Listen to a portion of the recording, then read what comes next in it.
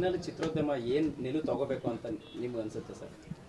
ಚಿತ್ರೋದ್ಯಮಕ್ಕೆ ಏನು ನಿಲುವು ತೊಗೊತೀರ ಅಂತ ದಯವಿಟ್ಟು ಕೇಳಬೇಡಿ. ತೊಗೊಂಡಾಗೆಲ್ಲ ನಾವೆಲ್ಲರೂ ಎಷ್ಟು ಜೋಕ್ಸ್ ಆಗಿದ್ದೀವಿ ಅಂದರೆ, ಯಾರೋ ಒಬ್ಬರು ಬರ್ತಾರೆ, ನಮಗೆ ಸಿಕ್ಕಾಪಟ್ಟೆ ಹೊಡಿತಾ ಇದ್ದಾರೆ ಇವರು ಮನೆಯಲ್ಲಿ ಅಂತ ಹೇಳ್ಬಿಟ್ಟು ಇನ್ನೊಬ್ಬರು ಮನೆಗೆ ಹೋಗ್ತಾರೆ, ಅವರಿಗೆ ಸಪೋರ್ಟ್ ಕೇಳ್ತಾರೆ, ಅವ್ರಿಗೆ ಸಪೋರ್ಟ್ ಮಾಡ್ತಾರೆ, ಫೈನಲ್ ಆಗಿ ಅವರಿಬ್ಬರು ಒಂದಾಗ್ತಾರೆ, ಸಪೋರ್ಟ್ ಮಾಡಿದವ್ರು ಗೂಬೆಗಳ ಥರ ಕಾಣಿಸ್ತಾ ಇರ್ತಾರೆ.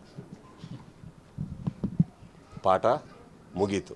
ನಾವೇನು ಮಾಡಬೇಕು, ಮನೆಗೆ ಹೋಗಬೇಕು, ಚಾನಲ್ ಆನ್ ಮಾಡ್ಕೊಬೇಕು, ನಿಮ್ಮ ನ್ಯೂಸ್ ನೋಡ್ತಾ ಇರಬೇಕು, ಏನೇನು ಹೇಳ್ತಾ ಇದ್ರೆ ಅಂತ ನೋಡಿಬಿಟ್ಟು ನಾವು ಏನೇನು ಮಾಡಬಾರ್ದು ಅಂತ ಕಲಿತಾ ಇರಬೇಕಮ್ಮ. ಇಂಥದ್ರಲ್ಲಿ ನಿಲುವು ಬೇಡ.